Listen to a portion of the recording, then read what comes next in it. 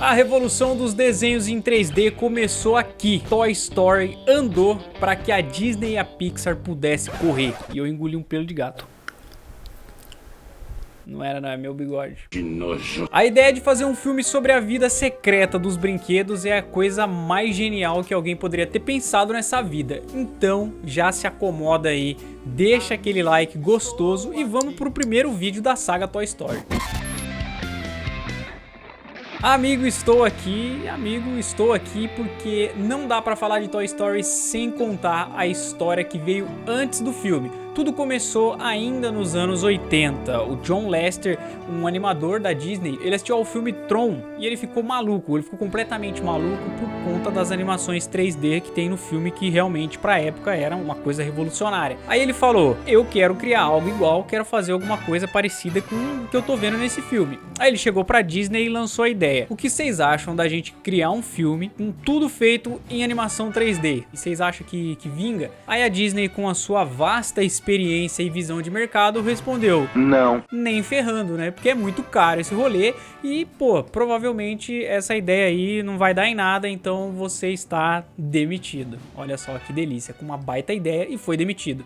Ixi. John foi de base na empresa e depois ele acabou se tornando um dos fundadores da Pixar, que depois foi comprada pelo Steve Jobs. E aí as coisas começaram a caminhar um pouco melhor pro menino John. Ele mostrou a ideia de um curta chamado Teen Toy, nesse modelo mesmo 3D, como era lá no Tron e como era nos primórdios de Toy Story também. E ali já nascia a ideia que nós conhecemos hoje, porque a história do Teen Toy era a vida de um brinquedo, era a vida a partir da visão de um brinquedo. Então começava ali a nascer Toy Story. Nesse período a Pixar era uma divisão que vendia computadores e esse rolê das animações 3D era só pra tentar vender os computadores mesmos. Eles faziam essas animações 3D pra falar, olha só, nossos computadores têm a capacidade de fazer animações 3D, então compre. A pessoa comprava e só Malemar sabia usar o Word. Era basicamente isso. Mas as coisas mudaram. Isso porque o Teen Toy deu muito certo e o longa foi lançado em 1988 e venceu o Oscar de melhor curta em 1989. E aí a Disney tentou chamar o John de volta, né? Mas ele estava por cima e mandou o Walt Disney ir pra onde o sol não bate, né? E não me quis quando eu dei a ideia. Por que agora vai me querer agora que a ideia tá vingando? Não quero mais. Mas ainda assim rolou um acordo entre a Disney e a Pixar. Burrice. A Pixar fazia os filmes e a Disney ganhava todo o dinheiro, porque basicamente é isso que a Disney faz. Um acordo muito bem justo, muito bem planejado. Uma bosta. Finalmente, em 1995 foi lançado o primeiro filme de Toy Story, porque eles resolveram mudar o nome do filme. E fazer esse filme deu um trabalho absurdo pra Pixar. Só pra você ter uma pequena noção, só o storyboard foram 3 anos de criação. Tem noção da dificuldade que foi essa parada? Foram 3 anos só fazendo os rabiscos e os desenhos ali, criando pra criar todo o rolê. Então foi 3 anos só de papel aqui, ó, só de papel até virar animação. Depois teve a dublagem, que precisou ser feita várias e várias vezes até ficar no jeitinho que eles queriam e tudo mais. E aí começava o processo mais desgramento de todos eles. Para cada segundo de filme foram uma média de 300 horas de renderização. Eita! Só pra ter uma noção, cada segundo do filme tem 24 frames, ou 24 fotos pra quem não manja muito desse rolê. Cada foto dessa levou mais ou menos 45 minutos a 30 horas pra ser renderizada. Foi preciso 117 computadores ligados 24 horas pra poder dar conta do filme todo. Deu um trabalho absurdo, mas no final valeu a pena porque Toy Story acabou sendo revolucionário e mudou toda a indústria do cinema e mudou toda a indústria das animações. O filme é repleto de personagens e cada um deles tem o seu jeitinho, cada um deles tem uma personalidade diferente, tem um sentimento próprio, é um universo independente cada um dos personagens. Parece que cada um deles tem a sua própria realidade e essas realidades elas só se juntam quando a criança chega ali e aí eles precisam fingir que são brinquedos que estão todo mundo morto. Mas quando não tem criança, cada um tem a sua própria vida. E não foi fácil pra galera de desenvolvimento. Aqueles soldadinhos verdes, tá ligado? Aqueles soldadinhos verdes, aquele deu um trabalho, meu querido, um trabalho que você não tem noção. Os desenvolvedores, eles amarraram pranchas nos próprios pés e eles ficaram ficavam andando pelo set de filmagem com aquilo no pé, ficavam andando pelos escritórios com aquilo amarrado no pé, pra eles terem uma noção de como seria animar os personagens daquele jeito, pra ficar o mais próximo da realidade possível, ainda parecendo com um desenho. Então assim, cada personagem foi muito bem planejado e elaborado pra ficar perfeito no final. O Woody é o dono do pedaço. Ele é o cara que meio que manda na parada toda e também é o brinquedo preferido do Andy. Só que o reinado do cowboy termina quando o menino ganha um brinquedo novo. Buzz Lightyear, o patrulheiro espacial. E ele já chega metendo a banca em todo mundo. Tipo, você é um cowboy e você nem existe mais porque acabou essa parada de Velho Oeste aí e eu sou o cara do futuro, eu sou o futuro da coisa toda. Era basicamente isso. Conforme vai passando o tempo, o Woody vai ficando mais pistola, com mais ciúmes por não ser mais o favorito do Andy. E também porque a galera agora dá um pouco mais de moral pro Buzz e acaba deixando ele um pouquinho de lado. Aí rola esse ciúminho. E nesse meio tempo rolam uns papos de que a família vai dar um rolê e eles vão pra uma pizzaria.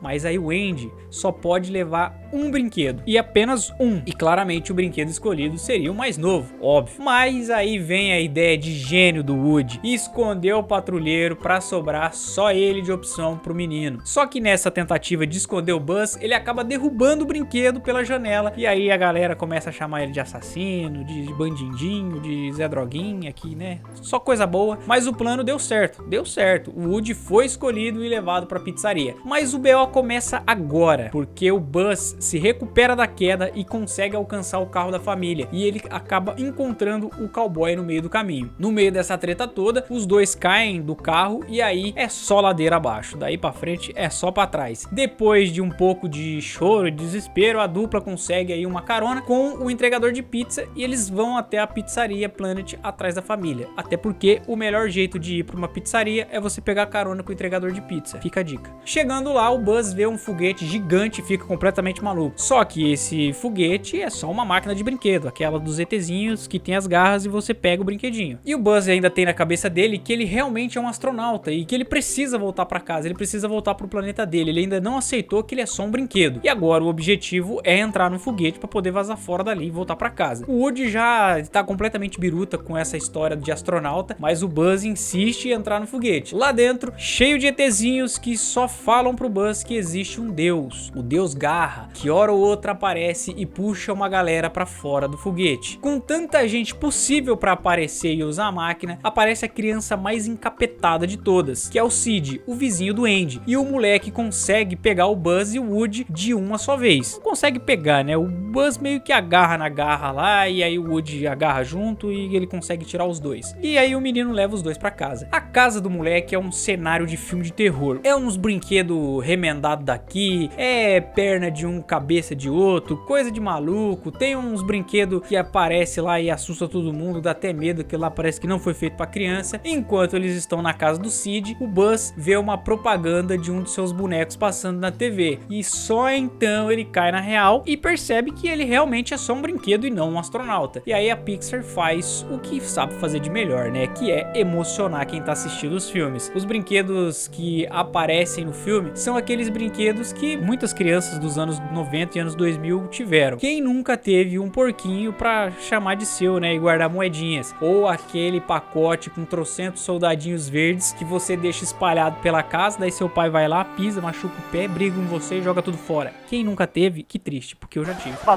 Então a Pixar aproveita isso aí pra mexer no emocional da galera. Eles pegam esses brinquedos e constroem aí histórias pra cada um deles. Eles realmente têm sentimentos, esses sentimentos chegam até quem tá vendo. Então é muito maneiro e é a Pixar sendo Pixar e emocionando toda uma galera. Mas voltando pra nossa história, o Woody consegue convencer o Buzz que ele é um brinquedo e que ele é o brinquedo do Andy. E a missão dele agora é fazer o menino feliz, não é salvar o mundo, é simplesmente fazer o menino feliz. Só que pra isso eles precisam arrumar um jeito de fugir daquele filme de terror que tá rolando ali na casa do Sid, e de preferência inteiro, né? Porque se depender do Sid não volta nada. O demônio Sid, que quer mandar o Buzz pra casa do Carvalho, o moleque arrumou ganhou um foguete, um foguetão, tá ligado? Aí ele amarra aquelas bombonas nas costas do Buzz e aí ele quer mandar o astronauta pros ares. Você não é astronauta? Você não é o cara que veio do espaço? Então volte pro espaço. Pra tentar impedir isso, o Woody usa toda a sua malemolência e vai convencer os brinquedos esquisitos do Sid. Ele percebe que, apesar da aparência assustadora, eles são bons, só estão sofrendo ali na mão do moleque mesmo. Então assim, você que julga uma pessoa feia, no fundo ela só é uma pessoa de bom coração, mas você tá julgando ela pela aparência, igual os brinquedos do Sid. Vai tomar no seu... E aí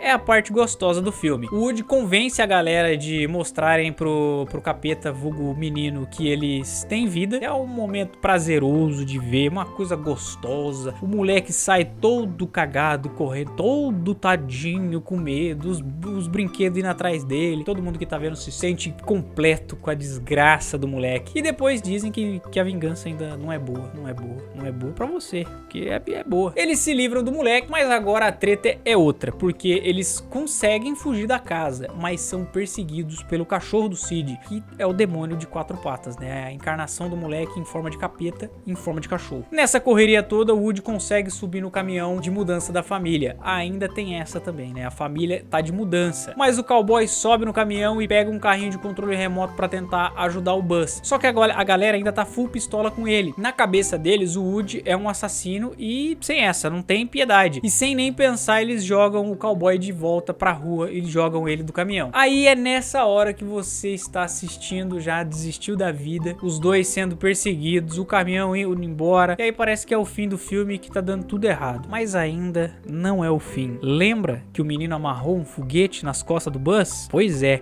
o foguete ainda tá lá esperando ser aceso. Eles acendem e, alegria, vão na direção do caminhão com toda a velocidade do mundo, nem Rubinho Barrichello alcançaria. Só que o foguete, ao invés de ir pra frente, ele começa a ir pra cima. E aí é a hora que o patrulheiro espacial precisa usar as suas asas para planar até chegar no caminhão. E nesse momento rola uma redenção absurda, rola um entendimento por parte dos dois. Primeiro pelo Woody dizendo que o Buzz tá voando, e depois o Buzz dizendo que ele não tá voando, que ele tá caindo com estilo. Porque no começo o Buzz dizia que voava e o Woody dizia que não voava, e ficava essa treta. E aí no final os dois acabam se entendendo. E é uma coisa bonita, todo mundo fica feliz, é uma coisa louca. E a cereja do bolo é o cowboy gritando ao infinito e além, enquanto eles caem na direção do teto solar do carro, tudo meramente calculado para dar certo. E aí é só abrir um sorriso e esperar a lágrima cair. Depois, geral se junta na casa nova, todo mundo feliz, alegre, contente, e aí chega no final do filme. Não tem como negar que Toy Story foi e é até hoje uma das animações mais importantes da história do cinema. Ela revolucionou o gênero e andou para que os outros pudessem correr. O filme custou 30 milhões e faturou 363 milhões de dólares. Um pequeno lucro, coisa pouca, graças a Deus, quase não fez muita diferença na vida da Disney. E é um dos poucos filmes da história a receber 100% de aprovação da crítica no Rotten Tomatoes. Então, se você não gosta de Toy Story, você é um ser humano horroroso que fez tudo errado na vida.